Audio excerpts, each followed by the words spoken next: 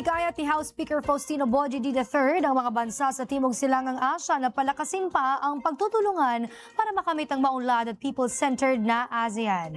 Ang detalye ay hahatid ni Kate Rania.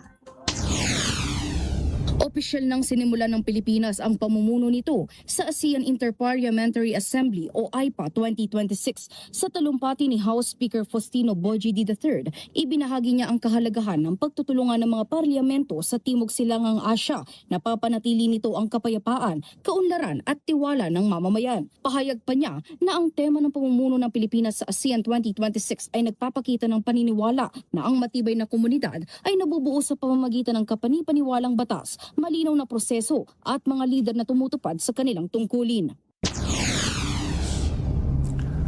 Our guiding theme is clear. Parliament securing a peaceful, prosperous, and a people-centered ASEAN. It reflects a fundamental truth. Communities endure not on aspiration alone, but on laws that are credible, government systems that are trusted, and leaders who deliver results.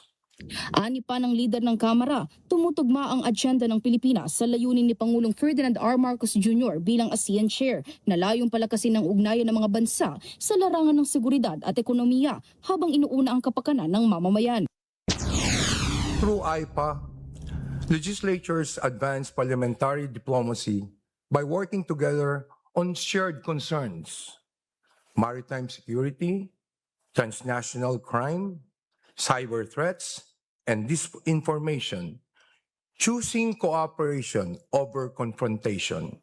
Bilang pagtatapos, nanawagan si Speaker Boji D sa mga parlamento ng ASEAN na kumilos bilang iisang rehiyon at patuloy na isulong ang kapayapaan, kaunlaran at pamahalaang inuuna ang taong bayan.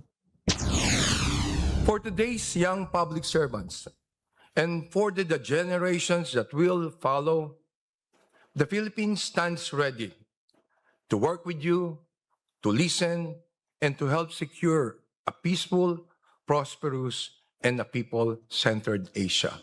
Gaganapin ang 47th AIPA General Assembly sa October 2026 sa Metro Manila. Ito na ang ikapitong beses na naging host ang Pilipinas ng AIPA, patunay ng aktibong papel ng bansa sa pagsusulong ng pagkakaisa at kooperasyon sa ASEAN. Para sa totoong balita sa Bagong Pilipinas, Kate Rania, Congress News.